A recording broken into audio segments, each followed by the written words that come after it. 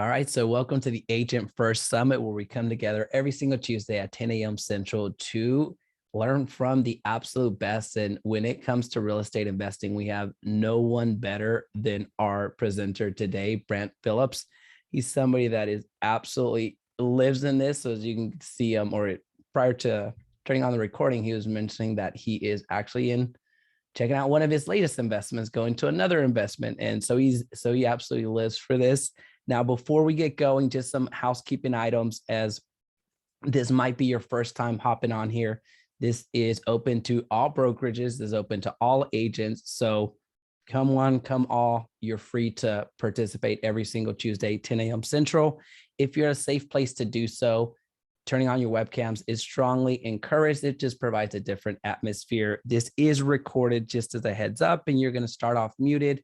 So I reserve the right to mute you and unmute you, but just to reduce the background noise. As Brant gets going, feel free to take a screenshot and tag him on the socials. So I will be dropping his contact information down below. With that being said, Brant Phillips is in the house. Brant, tell us a little bit about yourself.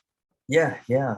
Glad to do that. I'm going to hop over here to the second slide. And so my name is Brant Phillips. Like we were talking tiny before the recording. I'm down in the greater Houston area, like I say, out in the Sugar Land area. But I'm a Texas native, born and raised in Dallas area, Rowlett, Garland area. But yeah, I call myself a Houstonian now. I began in real estate in 2007. Kind of my story before that, I was 7 years in law enforcement. And when my wife and I had our first child, and in addition to all the kind of politics that were going on in law enforcement, nothing like the politics today that are going on in law enforcement. But I just decided, you know what, I don't play politics very well. I'm going to go try this corporate world thing out. So I went into the corporate world. I hated it from the very first day. I'm like, oh God, this is horrible. I came home and my wife was like all excited because I wasn't working, midnight shifts, graveyard shifts, and, doing what I did as a police officer. She's all excited. I come home from corporate America first day and she's like, babe, how was it? And I'm like, let me think about that question. I hate it, I'm pretty sure. So I was like, don't worry, I'm going to figure this out. I'll of course provide for the family. But I knew for me, I just wasn't willing to settle and, trade decades of my life doing something I was not happy with or inspired to do. So I, read a few books and to kind of give you another deeper insight into my Brant situation back in the day. I was broke. My wife and I, we were living in an apartment when I started in real estate. We had actually just finished doing, not too long before that, Dave Ramsey course. And we did the whole we're debt free thing. We paid out, we had student loans, we had bad credit card debt, had no idea what, like a sound financial, game plan was at all. So we did this Dave Ramsey thing, paid off all that. And I'm like, that's great. But then I read Robert Kiyosaki, Rich Dad, Poor Dad. If you haven't read that book, you must read that book if you're considering being a real estate entrepreneur. And I read that book. I read some other books.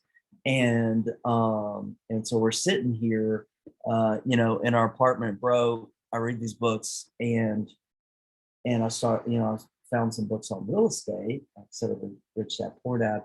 And I started seeing like, oh, no money down. You can buy real estate, no money down. That's kind of convenient because I have no money. So I made this plan and I basically told my wife, I was like, you know what? I went and I got deep into my plan. I read my first Tony Robbins book, by the way. So I got real, in depth into clarity and just like goal setting and things like that. So I went and bought this poster board. And it's a white poster board. I got a black Sharpie. I drew these 10 black squares on it and put it on the wall in our apartment, this little tiny apartment. I was like, what are you doing? And I'm like, well, I'm goal setting for this year for 2007, and I'm like, I'm going to buy 10 houses this year. And I don't know how she didn't just bust out laughing, But she's like, you're gonna do what? I'm like, I'm gonna buy 10 houses. I'm gonna buy 10 rental properties. She's like, how do you plan on doing that? And I'm like, I have no clue, but I'm gonna do it. So that's all that matters. I'm gonna figure it out. So I was able to do that. And I worked my tail end off. I still work my corporate job, did real estate on the side, and I just learned to hustle and I learned to figure things out. So I bought 10 rental properties that first year, using a lot of hard money loans, creative real estate, just hustling, like straight hustling. And so I bought those 10 rentals that year. 2008, I learned how to put together partnerships, and I did another 10 or so rental properties. And then 2009 came, and I had about early 2009, I had 25 rentals. And that's when I got licensed, by the way. And then I'm like, okay, cut the cord, cut my corporate job. I went full time, and I've been doing real estate ever since. I flipped hundreds of homes, and that's where a lot of this training is going to come from. Kind of give you guys little, formula, so to speak, some of the fundamentals and game plan of flipping. I've owned, I don't know how many rentals, well over 100 rentals. And since then, we've done, new construction development, mobile home parks, RV park. We're basically have a 100-acre land deal that we were going to develop into a subdivision, but we're going to just flip the land because someone offered us a higher amount of money. We paid for it, and we're closing on 92 acres next week that we're going to flip half of it and develop half into a boat and RV storage. So yeah, I got a lot of things going on. This is not some EXP thing either, like Jaime mentioned. I'm just using the slides that I use for a presentation I do at EXP. So I mentioned this, I think, before Jaime started the recording, because I'm going to fire hose you guys now with information. So don't be upset at me. I'm going to kind of give you the cliff notes. Okay. I'm going to cover what I cover in, a 3-day, 10-hour day seminar in about the next 20, 30 minutes. But for those of you who are, interested in investing and kind of wearing multiple hats, or just taking off that agent hat and thinking like an investor, then this is for you. And so my goal with this training is not to, like I said, go deep down the rabbit hole and teach every single thing that I've learned over 15 years, because it's impossible. But I really want to give you some insights, give you some useful information.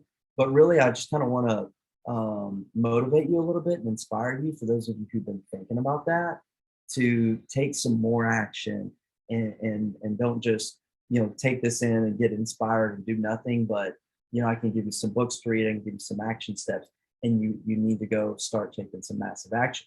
So what you see here are the 7 fundamentals of real estate. And so basically we're going to cover what those are: mindset, deal flow, estimating repairs, evaluating deals, financing, rehabbing, and lastly, obviously, generating income. Brant, not to cut you off, I'm sorry. Do you want to share your screen, or do you want me to show it? Oh, I thought I had already done that. Whoops. And there we go. Okay. There it So is. you guys can, okay, there we go. So that's all you've missed, really. So you guys can see that now. Yes, we're good. Okay. Thank you. Awesome. Sorry about that. All right. So this is kind of the game plan for today, the map, if you will: mindset, deal flow, estimating repairs, evaluating deals, financing, and rehabbing. Let me go ahead and blow this up, actually.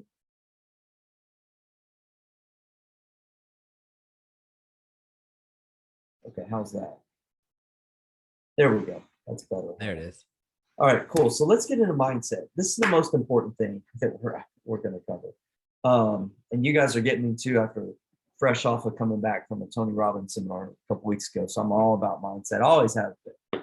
But so, a lot of investing, one of the main reasons people don't invest, even though they desire to invest in real estate, is really how they frame it, right? They frame it as being risky, versus getting educated, getting some experience and learning how to avoid those risks and really minimize those risks, right? How can real estate investing be so incredibly risky, which is probably what some people believe?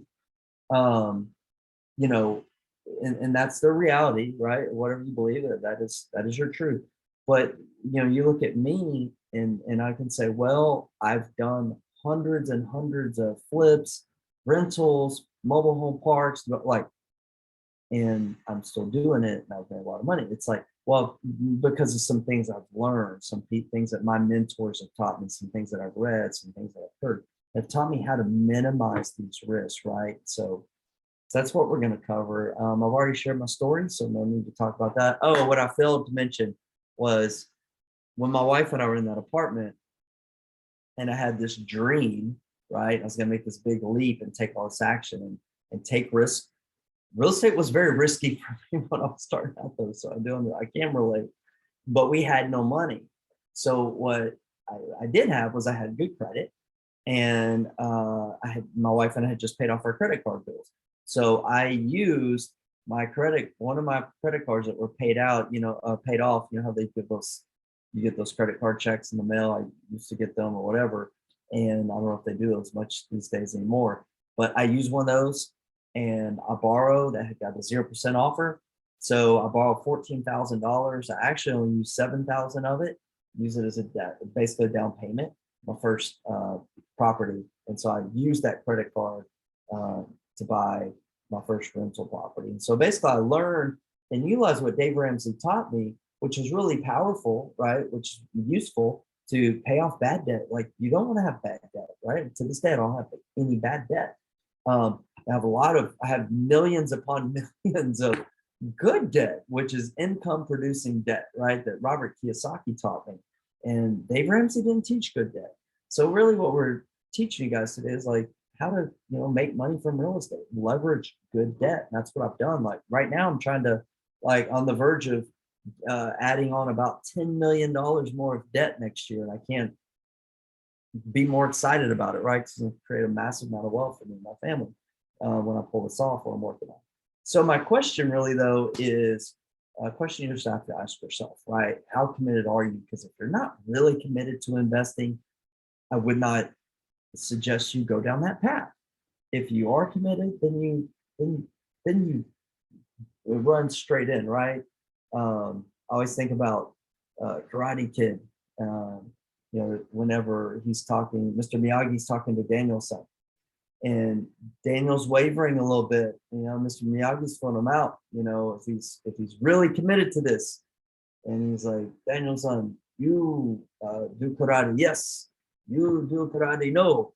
You do karate, maybe so. Whoosh, squish like grape. And it's true. Same is true in investing, right? If you're like, not fully committed, playing partly in, not giving it your full attention, you're going to get squished, right? Same thing like being an agent, right? We know that 80% or more of all transactions are essentially done by that 10 to 20% of agents, right? Because they're fully playing, they're playing all of it. They're fully committed, right? And so that's what you need to be. You need to first be committed, and you need to combine and stack on top of your commitment proven systems and models, just like you've done to grow, the agency side of your business. The same thing is absolutely true with investing. And so once you combine the skill sets, if you will, the fundamentals, the systems with a committed mindset, guys, 80-20 rule, once again, you're going to set yourself apart from all the others. Okay. So that's what we're going to talk about. So what are these systems, right? What are these fundamentals? These are the principles. These are rules or laws that govern a successful real estate investing business, right? And they're inherent truths in the world of investing. So this is something that I got from Tony Robbins many, many years ago. It's just a simple formula for success. This applies to all areas of your life as well. And just number one, like, what do you want? Like, ask yourself a very simple question. Yet, when I ask, my students and agents and all people, a lot of times, like, what is it that you want? Surprisingly, there's people, have a lot of difficulty in answering that question. So super laser beam focused on what you want, right? What do you want your life to look like, your business, and go in depth, relationships, spirituality, all those types of things. What do you want? Get clear on it. Once you get clear and that's exciting to you, right? That's something that, income wise, legacy wise, giving wise, all those types of things. Get excited about. Step two, just get ruthlessly committed, right? And that's basically like, I am going to accomplish this no matter what, right? Just like my white poster board example. And then you take massive habitual action, like massive, massive, massive action. Be okay with failing. You're going to fail. Some things are going to go wrong. You're going to hit some bumps. You're going to hit some bruises.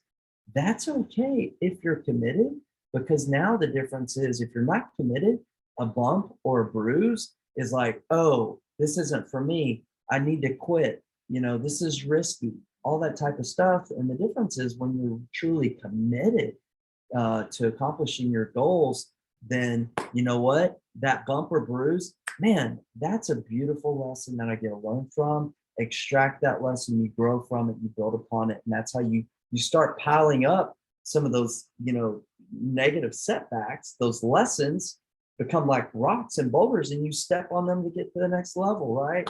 Because when you fall, you're going to fail. You get back up. You learn from it. You keep going over and over and over again. Some of you may be waiting for a perfect time.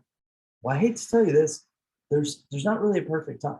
This is when I quit my job. Like the consumer index was at the absolute rock bottom, couldn't be any worse. I worked for a Fortune 500 company, by the way, and I had medical, I had a company car. I didn't make a lot of money though. It sounds like all fancy. I didn't make a lot of money. But my dad was like, "What are you doing? You're quitting this job. You can climb the ladder." And I'm like, "Yeah, Dad, climb the ladder and you look up. That's what you're looking at." So we're in. So the perfect time, guys, to go all in and invest is when you're willing to go all in. I kind of just said it, right? And so that's where I was.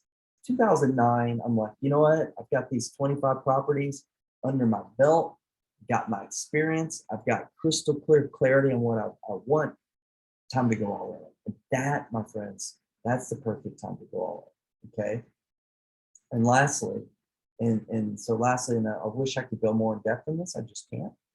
But once you start, strengthening your mindset, your commitment level, you start adding skill sets, right? You start learning. This means you need to read books. You need to read, there's a book called Flip. I wrote a book called How to Flip a House. And Gary Keller, I think Jaime mentioned there's some agents here from Gary Keller. Gary Keller wrote a phenomenal book called Millionaire Real Estate Investor. You need to read incessantly, like consistently, nonstop, be committed to furthering your education, right? That's your skill set part. And then you put yourself in the right environment. Jaime's put together this great environment for agents. Same thing for there's masterminds, obviously, for real estate investors, right? I'm in multiple masterminds business wise, right? To grow my business, putting myself in that environment and getting some accountability. This could be from a friend, it could be from a coach, it could be from a business partner. I've got a COO, I've got other people that I allow them to, and I hold them accountable to hold me accountable, right? Because I want to be pushed, because that's how we grow. Okay. So this is like gold right here when I really put all this together, right? It's like the recipe. Mindset, you got to have it. That's not comprehensive of everything. You got to combine that with the right skill sets, right? Put yourself in the right environment, learning, iron sharpens iron, and let people push and hold you accountable. All right. So that is my speed overview of mindset. We're going to move into deal flow. A lot of this is applicable to the agency side of your business. And that's a great thing too, of being an investor agent.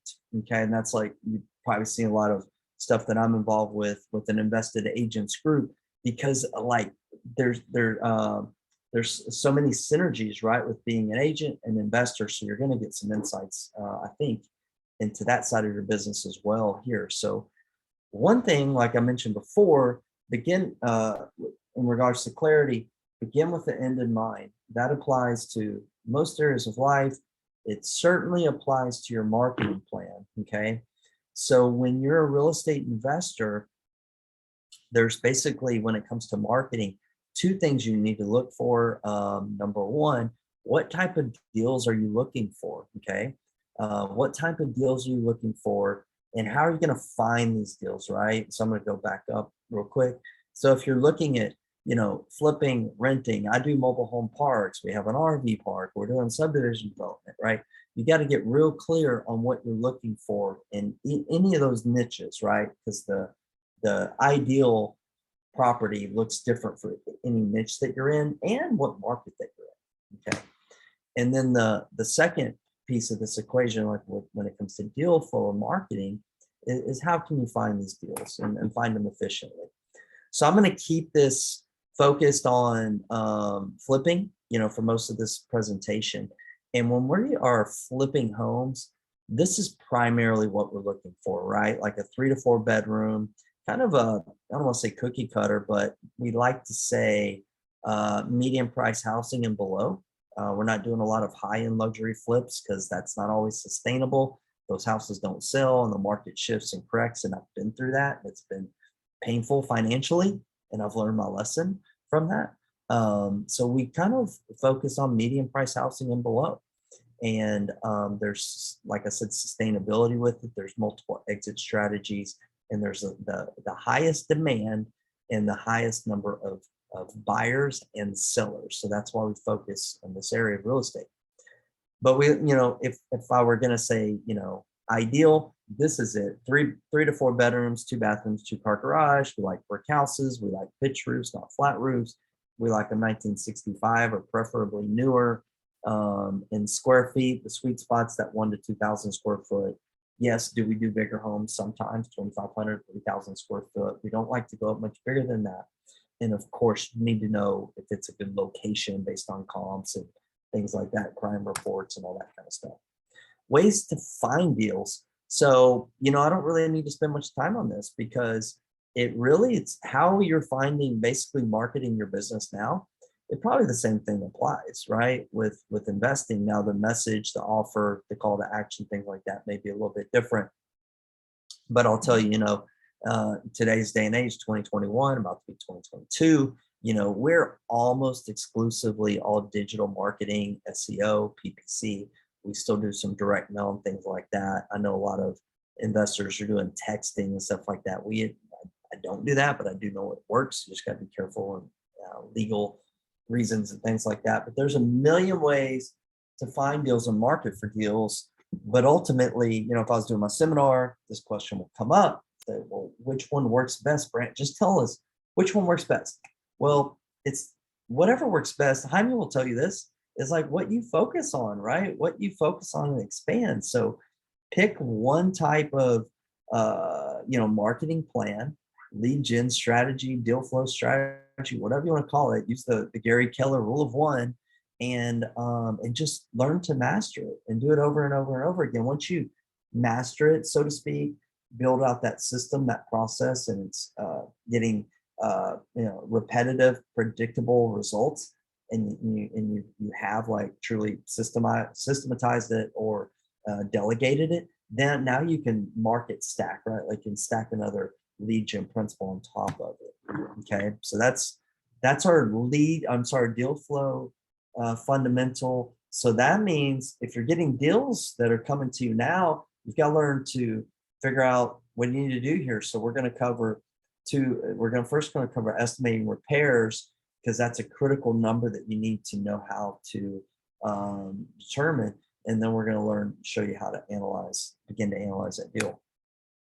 So every day, this is a sad fact, as it says, investors walk away from good deals just because they're unsure, uneducated about the actual cost of repairs. That's what I did with my first investment property.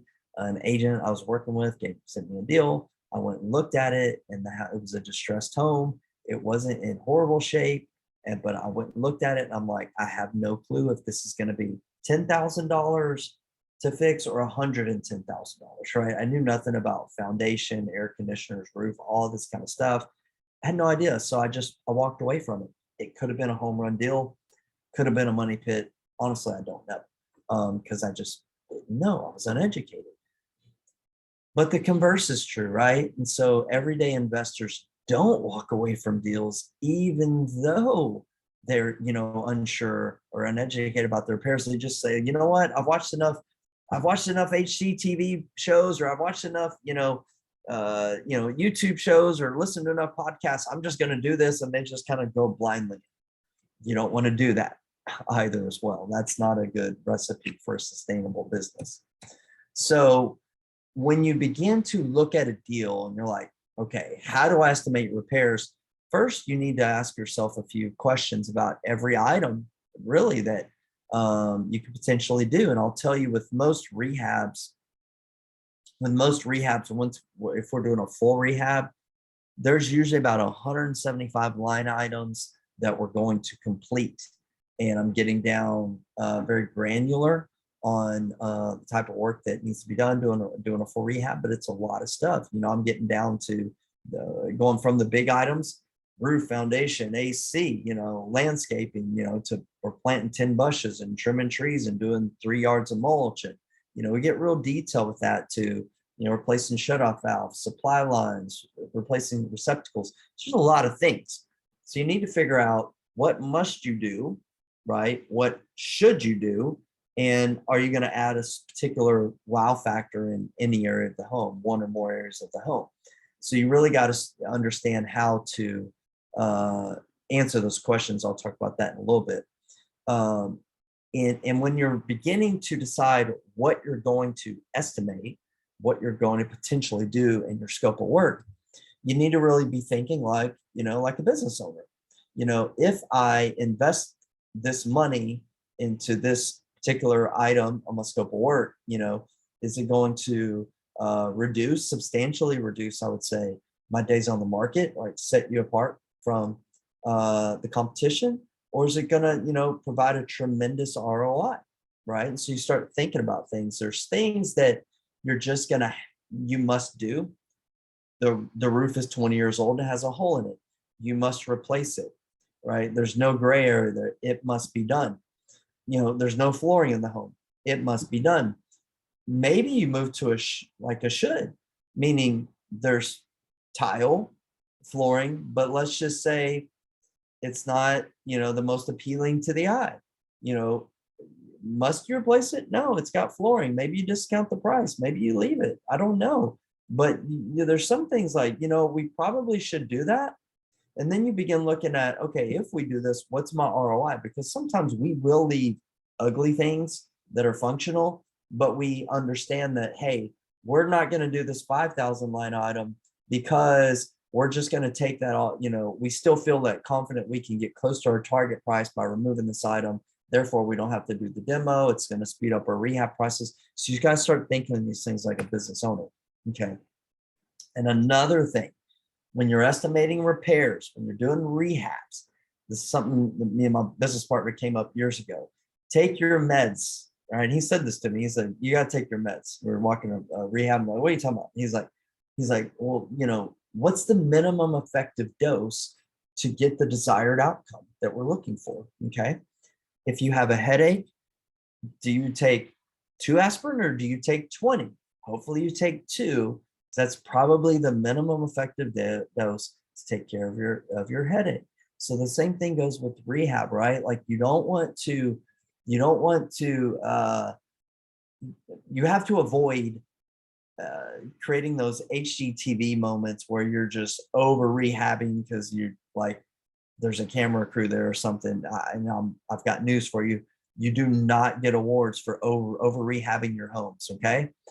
Once again, you need to think like a business owner. Okay. Our awards and our rewards as investors is seen in our profit and loss statements and on HUD statements. Okay. So I'm not encouraging anybody to put band-aids or cover up or do things that you shouldn't do or that you don't need to do, because you need to do everything you must do and you need to do the things that you should do, but you don't need to go above and beyond that. Take your meds, think about what's that minimum effective dose, and you absolutely need to meet your comps, but you do not need to exceed the comps for the neighborhood. Okay. When we're flipping homes that are $250,000 and less, typically, or nowadays going up to 300,000, they're getting basic beige or gray paint. They're getting, 99-cent tile that looks really, really nice. They're getting level 1 granite that looks really, really nice, but it's builder grade. They're getting builder grade lights, stuff like that. We're not importing tile or, porcelain or quartz and light fixtures from Italy. Like, that does not make sense at all. Right. So just, you want to meet meet your comps where they're at. If you guys want to take a screenshot of this, you're more than welcome to. I just have to put a little asterisk, right? Like, construction pricing, not only is it different and vastly different in different marketplaces, but it's changing on a daily basis, right? It's like the ticker symbol. It's crazy. It's like the national debt. It's just going up and up and up. So be real careful with that. What I created this years ago was to quickly analyze deals. Okay, quickly analyze repairs. And I have a YouTube video on this out with one of my acquisitions guys. Was out walking a deal, FaceTime me, and we basically figured out a rehab budget in a matter of like 2 minutes, right? Using this formula, meaning, I'll zoom to like the $17.50 square foot area. Let's say that you're analyzing a deal, it's 1,000 square feet, and it needs to be painted. By the way, almost every home we buy needs paint. Almost every home we buy needs new flooring. That's just the way it is. So let's assume this house needs paint, flooring, landscaping, touch up the landscaping. You need to put level 1 granite in. You need some basic light fixtures, a little bit of everything, meaning some little plugs need to be replaced. I already mentioned the light fixtures, like toilet paper holders, just basic stuff, nothing major. So, if this is 1,000 square foot home, then that rehab's going to be around 1,750. I'll just round up and say, all right, that's going to be at least 20 grand. And then I'm going to jump down here to plus major components. Okay. So what I mean by that, most of the time, the major components that we have to deal with and factor in for in our rehabs are AC, roof, and foundation.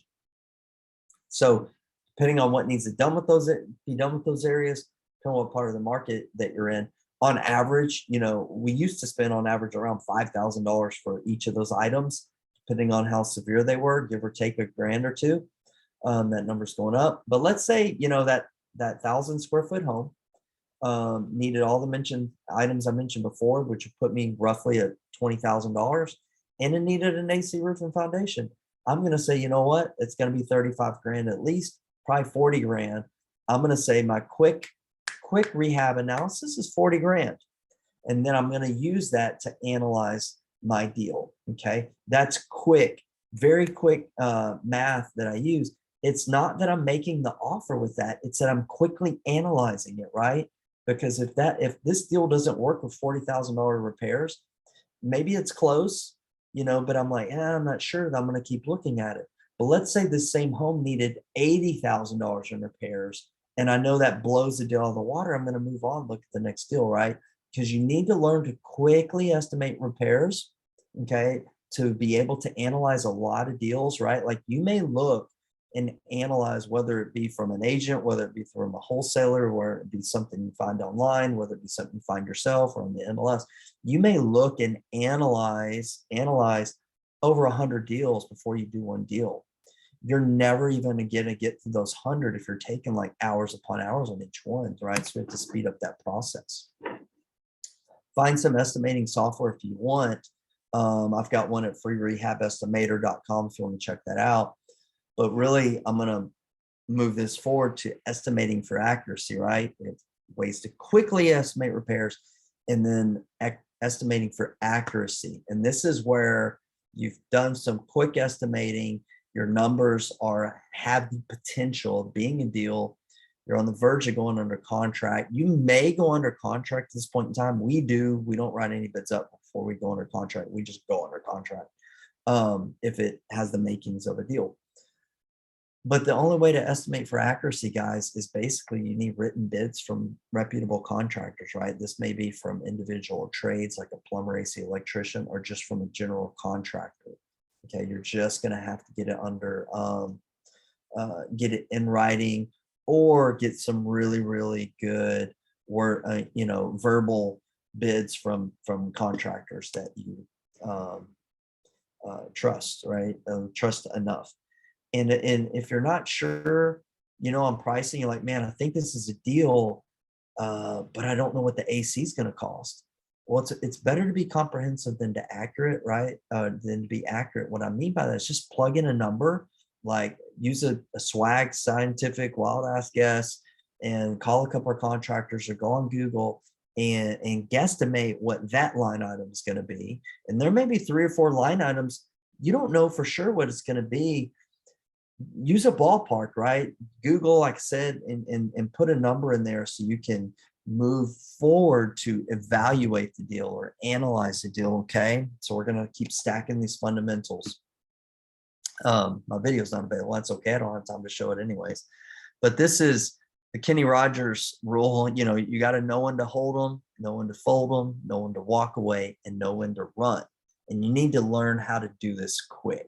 And so what we've done now is we've got a number from our repairs, like, hey, we've got this deal. We think the repairs are going to be this to meet, not exceed comps, right? Now, what's the other number we need? The value. These are the 2 critical pieces of data that we need. What's the cost of repairs? And what's the value of the property? There's some other data you'll need, your cost of your financing, if you're doing it with cash or hard money lender, all those things. We're not getting into that. Not as important as these 2 numbers. So you need to know the after repaired value. Luckily, I'm talking to a bunch of agents, so you know how to find that out, right? You find that out. The only way to find it out, it's from comps. You guys know this. If I'm doing a seminar, those people may not know it, right? And they may be looking at tax records. They may be looking on Zillow. They may be looking, who knows where, that the friend down the street told them it's worth this and that, and blah, blah, blah. That's not how we get comps. We get comps from comps. All right. And so use accurate and similar comps. You guys know this, right? Similar square feet, age of construction. Really, you want to be pulling from the same subdivision if you're flipping a home in a subdivision, and really in that submarket of the subdivision, right? Because we know if you go in certain parts of the subdivision, it's a totally different neighborhood, right? I met one investor where if you threw a rock to the other side of the street, it'd be the same home, but essentially 100,000, 6 figures or more in difference in pricing because of the school district and a couple other factors. But if you're, just new there and didn't know that, you lose out. And I met an investor who did that. He bought this house $100,000 more than he should have bought it for, and can't help him at that point, and that's a tough lesson to learn. Okay. So whenever you have, your numbers plugged in, did I have this over a couple slides? Yeah. Okay. Then you're like, all right, so Brant, I know what my repairs are going to be. I know what the ARV is, the value of the property is going to be after it's fixed up. Is it a deal? Well, what's the definition of a deal? Well, it's different for everybody, right? And sometimes it depends. You need to know what a deal looks like for you. And there's other factors based on your cost of financing, based on your risk threshold, based on your short-term and long-term goals. So you really need to understand what a deal looks like to you. But this is what I call Old Faithful. This is a formula that has never gone wrong for me. Okay. If you have good data in, you simply take 70% of your ARV minus your repair costs, and that equals your maximum offer. This has never steered me wrong. Is it always accurate? No, but it's never steered me wrong. Okay. So for example, I know there's not a lot of $100,000 houses out there anymore. There are though. I mean, it's like we're in East Texas. Some of these houses still exist, but just play with the numbers. This could be 200, 300, 400,000 in your marketplace. But essentially, if we find a deal and we think the ARV is worth 100,000 and we're going to spend $20,000 in repairs, basically our offer is going to be $50,000. And this is one of the kind of the key indicators of deal I'll get to in a minute. Usually we're buying our investment real estate about 50 cents on the dollar. Some of you may be saying that's not true. That's not possible, all that kind of stuff. You don't have to believe me. It's just what we do. That's what we do. Market for deals and find motivated sellers. And that's what we do. You may also be asking, Brant, can I go up to 75, 80% of the ARV? Hey, you can do whatever you want. And I flipped a lot of houses in the 75% ARV range. If you are making offers higher than that, you're putting yourself in the red zone of getting hurt financially, especially if the market ever shifts and changes or interest rates go up. So you got to be really careful on what that definition of a deal is to you, and looking at your short and long-term strategy. But remove the guesswork, get good data in, use an analyzer. There's a lot of tools out there and resources on how to quickly analyze a deal. So these are my key indicators of a deal. Basically, your numbers are going to work with 100% financing, right? So you've got a good deal if you can get 100% financing. And that was a requirement for me when I got started because I had no money. So I was looking for deals I had to buy them deep, right? And deals that would work with 100% financing. I like to see the amount of rehab work that we're doing to meet or exceed profit, right? From doing 50,000 in rehab, I'd like potential profit of $50,000, right? Because that rehab represents time, represents risk. So I want my risk and my time to be returned in profit. We're typically buying the cheapest house in the last 12 months per MLS sales. So we're buying off market typically, right? So when I look at a deal, I was looking at one this morning sent to me from one of my agents, and she was like, the deal's like $70,000. And I looked online, there was a couple in the 60s, but they were like teardowns. So I'm like, all right, we're pretty much buying the cheapest thing that's been on the MLS in a long time. I look at cash flow too. Like, hey, if this house doesn't sell, or the Fed jumps interest rates to 10% tomorrow and real estate crashes, tank, will this property still cash flow? Now I have a sustainable business model. And and so I just like to be able to execute all of my exit strategies, which is to flip, which is to rent, which is to owner finance, or just wholesale realizes. And if the numbers don't work, walk away. Remember Kenny Rogers, okay? All right, financing. So I got to wrap up pretty quick. Brant, Yeah. chiming in here right at the 45-minute mark. I like to interject. We have about 10 minutes left.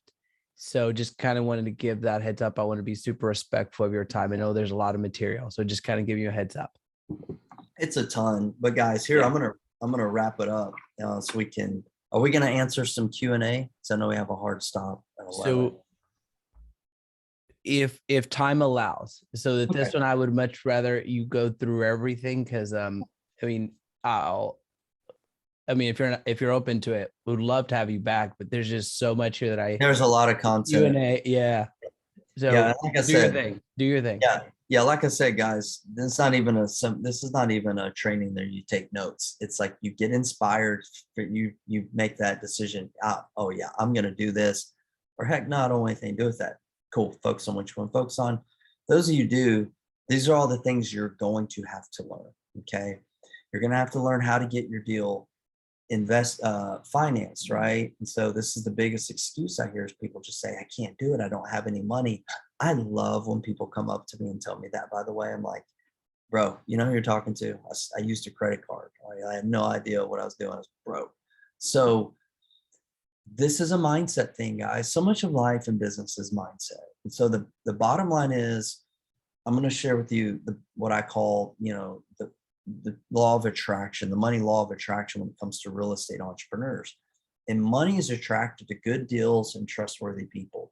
So if you're operating with high ethical standards and transparency and honesty, right, and you're bringing good deals to the table, guys, you're never not going to get those deals funded, right? So we're buying these 92 acres. I put out one message to my private lenders list last Monday, raised $1 million by Friday. We're putting together PPM loan documents this week, closing next week. Okay. And wasn't that easy in the beginning, but if you're operating with integrity and bringing good deals to the table, you can get any deal done and finance that you want to get done. There's some options that you're going to need to look at and kind of weigh what's best for you: cash, banks, partners, hard money loans. Guys, I've used them all. I still use cash to this day. I use a lot of bank financing to refinance out of my private loans. I use some partners. I don't use hard money. Moved on from that, but I think hard money is a great place to start. But I really do what I learned from Robert Kiyosaki, which is raise private money for deals. So one way or another, guys, you're going to need to um, get some knowledge base on how you're going to finance your deals. And this is part of your growth as a real estate entrepreneur. I did write a book on, it's called Private Lender Playbook, basically on how to educate potential private lenders on what this looks like to invest with guys like me, or guys like you, or girls like you that want to invest. You need to educate them, because what you'll find is there is just a world of money sitting out there that people don't even know exists. I didn't know that existed until I started looking for it. And it was kind of amazing, because, you know, when the student is ready, the teacher appears. I began looking for money and I began finding it all over the place, right? And this is how we really have, you know, infinite financing on our deals. But to kind of wrap up financing, go in the last two fundamentals: whatever financing option you decide, the same rules apply as if you're, you know, representing a buyer or seller. Close at a title company. You know, an attorney is going to draw up these loan documents for you. You're not doing any bootleg, you know, kitchen table closings. You know, always get title insurance, get a survey, get insurance, all that kind of stuff. Those things apply. So moving on that timeline of the fundamentals, you know, you've come to the point now where you estimated the repair, you did deal flow, estimated repairs, analyze that deal. Numbers worked. Obviously, you financed the deal. So now you're moving into the HGTV part, right? Rehabbing the home. You either, when you hear me talk about rehabbing a home, you either get super excited about, like, oh man, I can't wait to do this, or you're like, oh my God, I'm so nervous about this. I've got to deal with contractors. I got to deal with this. I got to deal with that. So I get it. Like, people come from both sides of the fence on that. So the same thing I talked about in estimating repairs: must, should, and wow. You need to keep that in mind, right? There's things you need to must do in your rehab, you should do, and if you're going to add some wow factors, your repair estimate was your game plan. It's your script. Once you get into doing the rehab, don't veer from the script, right? There may be a couple things you have to, I get it. There's some little unforeseen things, but for the most part, stick to your script. That is your game plan. I see a lot of people get emotional, and now they're kicking down walls and trying to build the Taj Mahal, and they kind of just lose all sight of their budget. Don't do that. And also put down the paintbrush. Like, I see one of my old coaching students, now one of my agents at EXP, she texted me yesterday that she's been working with her and a partner, like building tiny homes, like literally from the ground up. I'm like, I think you mentioned that like a year ago, and she's just finishing one. I'm like, how many deals did you miss out on? So put down the paintbrush, focus on like a real investor, right? Utilizing, leveraging other people, and just think about your goals. Like, set goals. Like everything we do in life, we need to have goals. Certainly true for a rehab budget. Rehab at the beginning. Set a budget goal, a quality goal, and a schedule goal. That's something that you need to be talking about with your contractors. What is our budget? Agree upon that, get it writing. What quality expectation are you having that differentiates depending on the price point of the home? What's your schedule? What's your timeline? Those are your goals that you need to have. Okay. And we're going to kind of blast through that and get to the final part, guys. I'll tell you, if you've executed these 7 fundamentals, right? Like, you got clarity from your mindset, what it is that you want to accomplish, created a solid marketing game plan to create deal flow, you estimated your repairs quickly analyze the deal accurately through contractors and talking to other people and getting bids, then you were able to analyze that deal using the 70% rule. Maybe you went up a little bit, maybe you didn't, but you analyze that deal, showing that you've got a really good, healthy profit, a profit that's likely going to meet or exceed the amount of rehab that you put into the profit, into the deal, right? So you took that information, you got financing, maybe you had your own cash, maybe you went to, a hard money lender or private lender, you got financing, you rehab that property basically based on other comps in the market. You met those comps, you didn't exceed them, but you definitely use that mindset. I'm going to meet, not exceed comps. You're going to price it appropriately. Guys, if you've done those fundamentals the right way, you're going to make money, right? Like I can assure you those fundamentals work. It's like Michael Jordan used to walk out of team meetings before the game. Okay. Why did he do that? It's because there was nothing else he was going to learn. Like he had done all the work. It's time to just show up. So that's kind of the way this goes. Right. It's like, if you do that work, you're going to be able to execute plan A, but I do always coach my students and agents to have a sustainable plan B, a plan C, a plan D in case things don't go wrong. I call them multiple exit strategies. But guys, if you've executed everything properly, you've set yourself up for success. Okay. I know, Jaime, I know we have to wrap up. This is one of my students. It's kind of funny. I always share this because they went through some of my training. I didn't hear back from them for quite a while. They emailed me about something on getting some work done. And then they like, oh, by the way, we closed our first sale last week. Our profit was about 76K. I think we're off to a good start. And they were ones who just went out and did this stuff. So few things I can't cover. So no worries. So go out and take, great results, guys.